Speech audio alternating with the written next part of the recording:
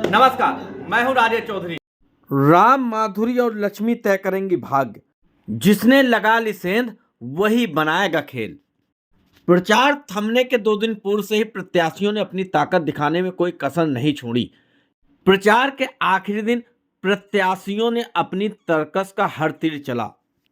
P news Bharat Moradabad संवाददाता बता रहे हैं मंगलवार और बुधवार को निकाय चुनाव का हाल। जी अशोक जी, आज चूंकि चुनाव मतदान से ठीक पहले की रात है जी। क्या 2 दिन का क्या हाल रहा? मंगलवार और बुधवार का मुरादाबाद में क्या स्थिति रही चुनावों को लेकर के? हाँ, देखिए, मंगलवार को शाम 5 बजे चुनाव प्रचार की अंतिम समय था जी और अंतिम दिन सभी का मतलब ये है कि आप समझिए कि भारतीय जनता पार्टी, समाजवादी, कांग्रेस, बसपा जी ने पूरा जोर लगाया, अपनी रैलियां निकाली जी और महिला ब्रिगेड घूमी, जगह जगह घर घर उन्होंने प्रचार किया। जी इसके अलावा कहीं कहीं ऐसा भी था जी जो निर्दलीय प्रत्याशी थे वो भी काफी प्रभाव डाल रहे थे। जी जी अशोक जी, क्योंकि मंगलवार को आखिरी प्रचार का दिन समय रहा 5 बजे तक। सभी राजनीतिक दलों ने और निर्दलीय प्रत्याशियों ने रैलियां निकाली जी और जो आज का दिन रहा है यानी बुधवार को, जी इसको कहते हैं कयामत की रात, यानी जो रात चल रही है। क्या कुछ ऐसा जी देखने को मिला कि प्रत्याशी अब जो है जी वोटरों को लुभाने का किस तरह प्रयास कर रहे हैं? देखिए, वोटरों को लुभाने के लिए तो हर एक कोई पार्टी साम दाम दंड भेद की नीति अपना रही है, जिसको जहां जैसा मौका मिल रहा है वैसा जी वो प्रयास में लगी हुई है। जी अशोक हम्म। जी, प्रशासन की क्या व्यवस्था रही? क्योंकि पोलिंग पार्टियां जो हैं बूथों में पहुंच गई होंगी। क्या टाइट व्यवस्था रही या फिर ऐसे ही? नहीं, मैं खुद उस वहां पर जहां उनकी सामग्री बांटी जा रही थी, जहां पर फोर्स व्यवस्था में लगी हुई थी और जहां पर वहां बूथों पर जो है पार्टी जा रही थी, मैं खुद वहां स्थानों पर गया, वहां जाकर देखा तो फोर्स जो है इन पोलिंग बूथ पार्टी थी उनसे पहले पहुंच चुकी थी जी और जहां सामग्री बांटी जा रही थी वहाँ SDM, sector magistrate, zonal magistrate ji सब चक्कर जो लगा रहे थे, उसको निगरानी में, उसकी देखभाल में सब लगे हुए थे। जी चूंकि कल मतदान होगा, आपका क्या मानना है कि चूंकि मौसम भी खराब है, मुरादाबाद का जो मतदाता है जी। बढ़ चढ़कर भाग लेगा? इस बार बढ़ चढ़कर भाग लेने की उम्मीद ज्यादा है जी क्योंकि यहाँ पर हालांकि देखिए, समाजवादी की ओर से भी और भारतीय जनता पार्टी की ओर से भी जी दिग्गज नेता मुरादाबाद में आ चुके हैं और अपना जो है प्रचार प्रसार कर चुके हैं। जी तो उम्मीद ये है कि काफी संख्या में वोटर घर से निकलेंगे और जी वोट डालेंगे। अगर मौसम ज्यादा ही खराब हुआ, वर्षा हुई, जी तो वो प्रभावित हो सकता है। जी क्या प्रशासन की तरफ से कोई ऐसी व्यवस्था की गई है कि अगर मौसम खराब हो तो मतदाताओं को ले जाने के लिए क्या कोई ऐसी अभी तक जानकारी मिली है आपको? मतदाताओं को ले जाने के लिए प्रशासन की तरफ से फिलहाल ऐसी कोई जानकारी नहीं मिली है जी और प्रशासन की ओर से इससे पहले भी कभी कोई वोटर को ले जाने की व्यवस्था नहीं रही है। जी जी जी जी। ठीक, अशोक जी बहुत बहुत धन्यवाद। वहीं हमारे उन्नाव संवाददाता संदीप यादव की रिपोर्ट के अनुसार कभी जय श्री राम का नारा लगाने वाले विमल द्विवेदी की रैली में जय भीम व बहन मायावती के नाम के नारों ने भाजपा सहित अन्य पार्टियों को नई रणनीति बनाने के लिए सोचने पर मजबूर कर दिया है। तो उन्नाव की ही नगर पंचायत पुरवा में भाजपा की सुमन श्रीवास्तव की रैली स्थानीय विधायक अनिल सिंह व सुमन श्रीवास्तव के पुत्र शुभम श्रीवास्तव की अगुवाई में निकाली गई, जबकि रेणु गुप्ता की रैली की भी पुरवा में काफी चर्चा रही। मंगलवार को मौरावा नगर पंचायत में नवनीत शुक्ला व विवेक सेठ ने पद यात्राओं में अपनी अपनी ताकत दिखाई। यहां तो ये बताना भी मुश्किल काम है कि किसी प्रत्याशी की पदयात्रा में कितनी भीड़ रही। इन रैलियों को देखकर एक बात तो तय है कि दोनों प्रत्याशियों ने एक दूसरे के खेमे में सेंध लगाने का काम जरूर किया। पी न्यूज भारत संवाददाता सुनील सिंह बता रहे हैं उन्नाव जनपद का हाल। सुनील जी, मंगलवार से प्रचार समाप्त हो गया है निकाय चुनाव का और जी। कल यानी बृहस्पतिवार को यूपी में प्रथम चरण का मतदान है। क्या स्थिति रही आपके उन्नाव जिले में मंगलवार और बुधवार शाम तक? जैसा कि प्रथम चरण के प्रचार को कल जो मंगलवार को शाम लगभग 6 बजे समाप्त हो गया है, इसके पहले उन्नाव जनपद के कई स्थानों पर जो सूचना मिली है वो सभी निर्दलीय और दलीय लोगों ने अपनी अपनी ताकत का इजहार रैलियों के माध्यम से, पदयात्राओं के माध्यम से किया। उन्नाव में जहाँ बागी प्रत्याशी विमल द्विवेदी अपनी पत्नी को खड़ा करके भाजपा के लिए संकट बने हुए हैं और वहीं पर उन्होंने रैली करके भाजपा के तमाम लोगों को अपने पाले में लाकर भाजपा के सामने एक चुनौती पेश की है।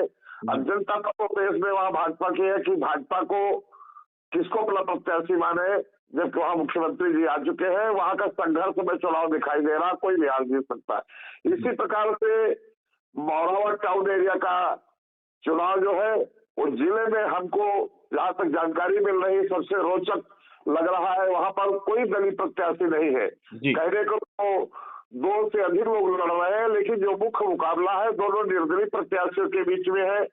एक निर्दलीय वो प्रत्याशी है जो निरंतर 35 वर्ष से सेवा कर रहे हैं और समाज के उनके पिताजी रहे, माताजी रही और खुद चुनाव के मैदान में है। उस प्रकार दूसरे निर्दलीय प्रत्याशी के रूप में वहां पे रहने वाले विवेक सेठ है जो लड़ रहे हैं, लेकिन उनका पूरा मोर्चा 7 क्षेत्रीय विधायक संभाले हुए हैं। तो चुनाव बड़ा गहमा गहमी का वहां लग रहा है। मौरावा में जब कल समापन के पहले देखा तो वहां पर 2 दिन से लगातार वाहनों का जुलूस, पहले निर्दलीय प्रत्याशी नीतू शुक्ला का, फिर विवेक सेठ का। अब जनता वहां की बड़ी पसोपेश में है, आखिर वोट किसको दिया जाए। लेकिन अब ये तो जनता के अधिकार क्षेत्र में है। कल 4 तारीख को निर्णय होगा और भाग्य से उसी में बंद हो जाएंगे। 13 तारीख को मौरा जो एक मौरो ध्वज की ऐतिहासिक नगरी मानी जाती है, उसमें जो तमाम बुजुर्ग पुराने लोग हैं वो कह रहे हैं कि इतिहास में पहली बार ऐसा संघर्षशील चुनाव दिखाई दे रहा है। यहाँ पर जो भाजपा के लोग हैं उनका प्रत्याशी नहीं, वो बहुत परेशान है। तो साफ साफ उनका कहना था कि भाजपा यहाँ 2 जगह बढ़ सकती है, जब उम्मीदवार नहीं है तो जिसको चाहेगी उसको देगी। वहीं पर नीतू शुक्ला जो घर पर बैठ सकते हैं, पूरा प्रयास कर रहे हैं कि एक बार फिर उनका कब्जा हो। लेकिन दूसरी तरफ विवेक सेठ अपने लाव लश्कर के साथ निरंतर जनता से जुड़े सीधे बात कर रहे हैं, संवाद कर रहे हैं। विभिन्न प्रकार के उनके जो लोग हैं प्रचार में लगे हुए हैं। बड़ा संघर्ष दिखाई दे रहा है। ऐसा संघर्ष तो शायद किसी टाउन एरिया में हो। बगल में पूर्वा का नगर पंचायत है, वहां पर एक निवर्तमान अध्यक्षा रेणु गुप्ता जी लड़ रही है, एक निर्दलीय पार्टी वहां पर। और ऐसे भारतीय जनता पार्टी ने वहां मंडल अध्यक्ष शुभम की माता जी को, सुमन जी को उतारा है। और वहीं पर समाजवादी पार्टी शिबू एक है अल्पसंख्यक की, इनके पिताजी पहले चेयरमैन हुआ करते थे, पूर्वा तो उन पे दाव लगाया है। इसी प्रकार से हाईवे पर लखनऊ कानपुर के मध्य एक कस्बा है नवाबगंज, वहां पर भी काफी धुरंधर राजनीति का गढ़ माना जाता है। वहां पर तमाम लोग ऐसे राजनीति के पितामह कहे जाते हैं। वहां पर हमेशा वीआईपीओ को आना जाना लगा रहता है। तो वहां पर भी भाजपा कैंडिडेट जो लड़ रहा है उसके वहां के भाजपा के ही लोग मुसीबत बने हुए हैं। करी जी जो पहले अभी भारतीय जनता पार्टी के विगत पंचवर्षीय योजना में भारतीय जनता पार्टी को से जीते थे, उनके बाद पार्टी ने टिकट न देखे सुभांग सिंह कोई है उन पर दाव लगाया है। लेकिन लश्करी भी लश्कर लेके अपने मैदान में कूद पड़े हैं। भाजपा में अगर कहीं रोड़ा बन रहे हैं तो वो साफ दिखाई दे रहा है, लोगों को कहना है लश्करी बन रहे हैं। सुनील जी, कल प्रचार खत्म हो गया है, आज क्या रणनीति रही प्रत्याशियों की? कैसे मतदाताओं को वो रुझा रहे हैं, क्या कर रहे हैं? क्योंकि ये जो दिन माना जाता है आखिरी दिन, ये कयामत वाला दिन माना जाता है। हाँ, एक रामायण में कथन है, "ये अंतिम रात भारी"। इस पंक्तियों के साथ मैं बताना चाहूंगा कि आज वैसे मौसम काफी नाजुक है, खराब है, गर्मी में भी बरसात हो रही है, ये थोड़ा दिक्कत आ रही है लोगों के सामने। बाकी प्रचार तो कल थम गया था, लेकिन लड़ने और लड़ाने वाले लोग गुपचुप तरीके से घरों में संपर्क कर रहे हैं। अब गुपचुप तरीके का कई अर्थ माने लगाया जाता है, वो गुपचुप तरीका कौन सा हो सकता है? औसान मापदंड भेद वाला हो सकता है या रिझाने वाला हो सकता है। नातेदारों की टोलियां नातेदारों में भेजी जा रही है। मेरा सवाल यही है सुनील जी कि बरसात हो रही है, अगर कल मौसम खराब रहा तो क्या इसका असर मतदान पे पड़ेगा? हाँ, मतदान में पड़ सकता है, पड़ेगा नहीं। बड़ा चुनाव होता तो जरूर पड़ता है। बड़े चुनाव में जो MP MLA के चुनाव होते उसमें इतना इंटरेस्टेड लोग नहीं रहते हैं, कम प्रतिशत रहता है। लेकिन जो स्थानीय स्तर के चुनाव होते हैं, प्रधान का चुनाव, नगर पंचायत के चुनाव, इसमें लोकल लोग होते हैं जो पार्टी दली स्थिर नहीं चलती, व्यवहार चलता, प्रेम चलता है। सपा भाजपा वाले को भाजपा, बसपा वाले को बसपा, सपा वाले को वोट करता है। तो इससे सारे कार्यकर्ता अपने अपने चहेते उम्मीदवार की तरफ बिना भेदभाव के सुबह से ही पहले जलपान नहीं, पहले मतदान फिर जलपान करने की नियत से सुबह से निकलना प्रारंभ करते हैं। वैसे मौसम जरूर थोड़ा बाधा बनेगा, लेकिन बिल्कुल विश्वास है पूरी ताकत से 5 साल के बाद चुनाव होता है। लोकतंत्र को मजबूत करने में ये महापर्व माना जाता है। निचले का चुनाव नगर पंचायत का है और टाउन एरिया जिसे कहते हैं, अपने टाउन एरिया के विकास के लिए वहाँ की जनता किस पर विश्वास जताती है वो अपने अपने मन में बना चुकी है। लगभग 90%, 10% लोग केवल अंत तक विचारों में पसो पेश में रहते हैं किसका परिणाम भारी है। बाकी जिन वोट देना, कोई कितना भी कहे, हथकंडा अपनाए, तमाम लोग देखा प्रलोभन देते हुए, लेकिन वो प्रलोभन को नजरअंदाज कर देते। प्रलोभन भी अगर प्राप्त कर लिया तो उनका मन जहाँ होता हो तो वही करते हैं।